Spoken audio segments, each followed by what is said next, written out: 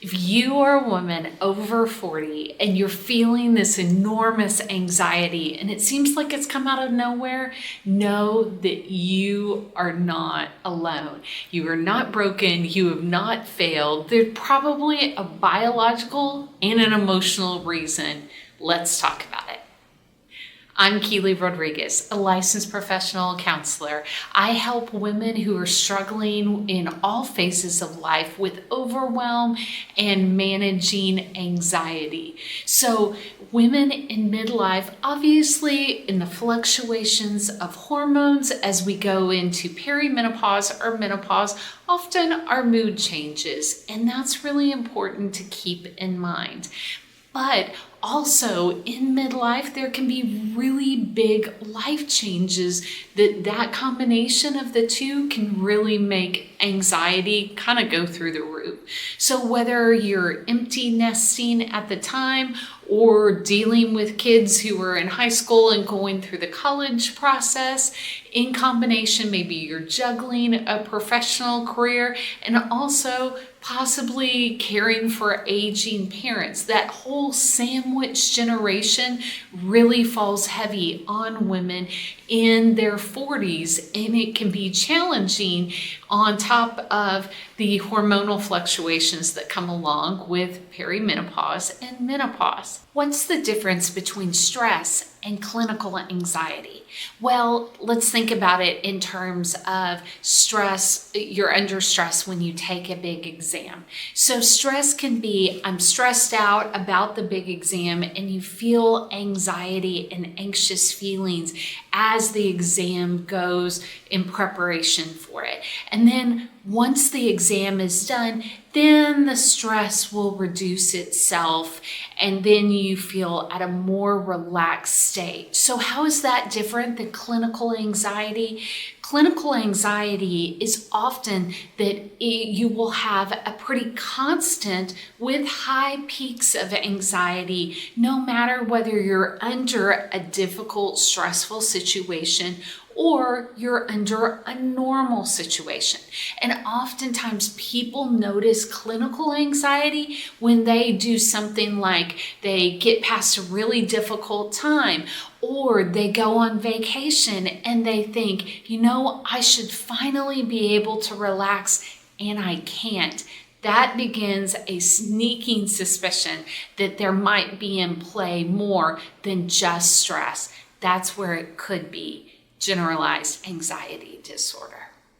So let's start with the obvious. Obviously, there are hormones that are changing, whether it's estrogen, progesterone, they're out of whack a little bit, are all sorts of changes that are happening during perimenopause and menopause. Obviously, that can affect our mood and everything like that.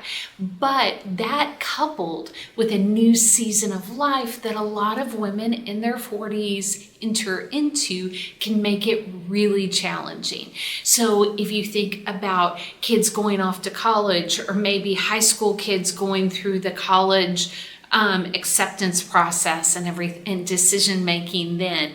Also maybe juggling the needs of a professional career, as well as caring for aging parents. All of that sandwiched together on top of what's going on biologically can be an enormous ignition of anxiety.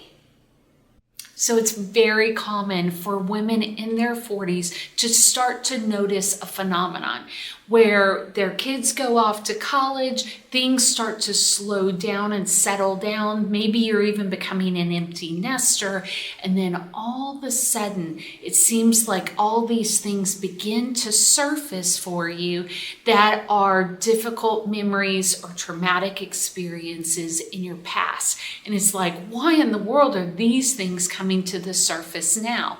Well, it's kind of like your brain saying, at the time that this happened to me, I wasn't able to process it because I was in survival mode. There was not a safe place or a safe person to help me deal with it.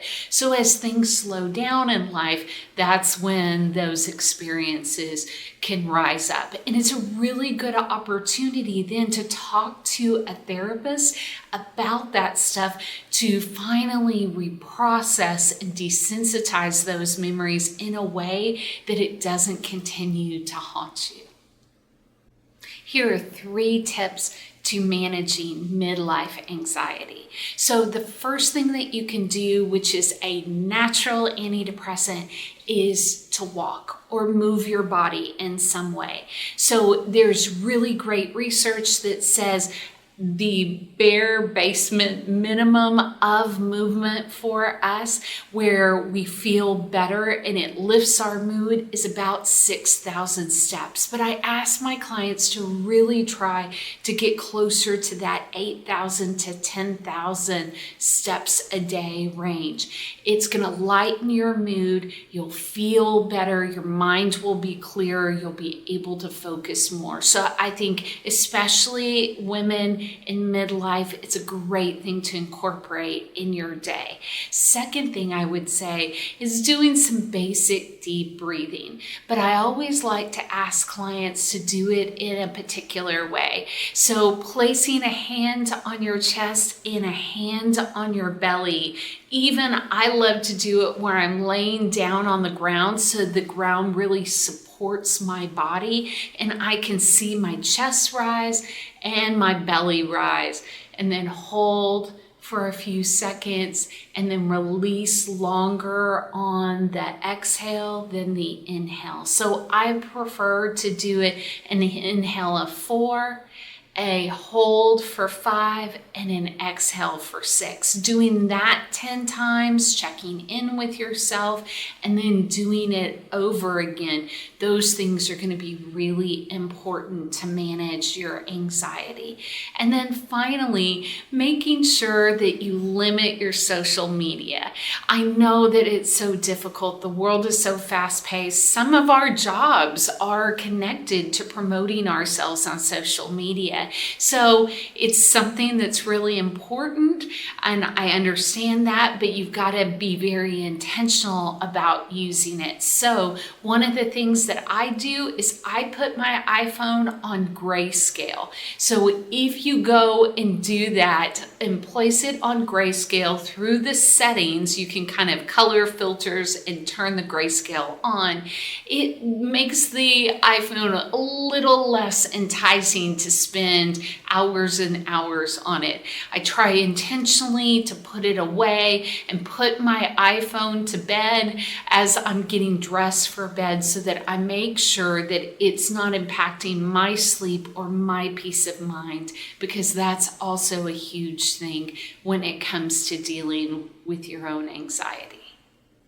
I'm Keely Rodriguez, a licensed professional counselor. Subscribe to my channel where I share short, supportive videos on managing anxiety, trauma healing, grief, betrayal, and divorce recovery.